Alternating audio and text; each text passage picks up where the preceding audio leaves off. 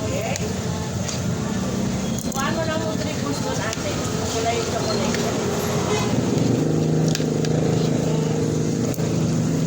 Ate. 3 balls yan, chocolate rose. Yan. Tsaka isang biscuit. What? Oo, ang daming baon. Watatap. Hindi kasi talaga biscuit ang watatap. Ano ba yan? Sige. Ano yan? Cupcake yun eh. Ah, okay.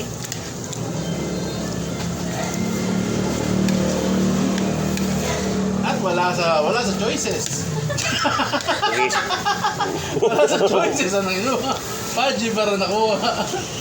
Sabi mo hindi magsusulat, no? Biscuit, hindi na ano ng bata biscuit. Okay, paji para din Ano yun. naman din? Bilis at ipis pa, diba? Oo. Patay. Nabilog ka. Patay ka. Herbal. Lakas na. Painumin na yan ng ano. Bye-bye. Painumin na ng lagunding. Meron yan gamot na nga eh. Yung purong dahon, nandiyan sa likod pala mayroon. Meron yan. Pero dito sa may ano. Ay, yung mga Pudo dyan, lagunding pala yun. nayaring ganyan. Pag nakita ka namin kita. Nagano yan, Ano eh? sa amin kasi yung nasa probinsya ko, ano yan eh, dangla kong tawagin eh, yung lagod niya. Oh. Naging ano dito, capsule tablet ang pagkagawa, capsule yung... Pilupulbos lang yan. Mm. Eh, dried na yun. Parang ano lang yan eh. Nakita mo yung mga malunggay, ano? Mga malunggay pandesan. Ganun din yun eh. Dried na dahon lang. Pilupulbos. Yan ang ginagawa kong kape doon. Kasi doon sa area namin sa Ilocos, malamig doon. Ah, Lagi akong sinisipon doon eh. malamig sa malamig, mainit sa mainit din. Hmm.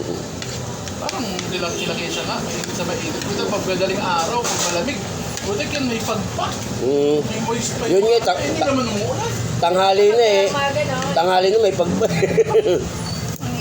Parang nasa ano ka lang. Lalo ng area ng Baguio. Oo.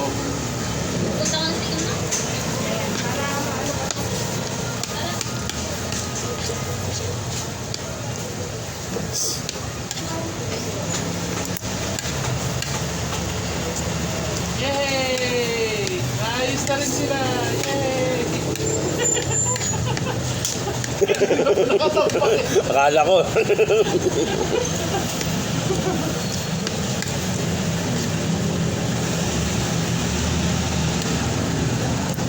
Wala sa kalak malakaya. Ha?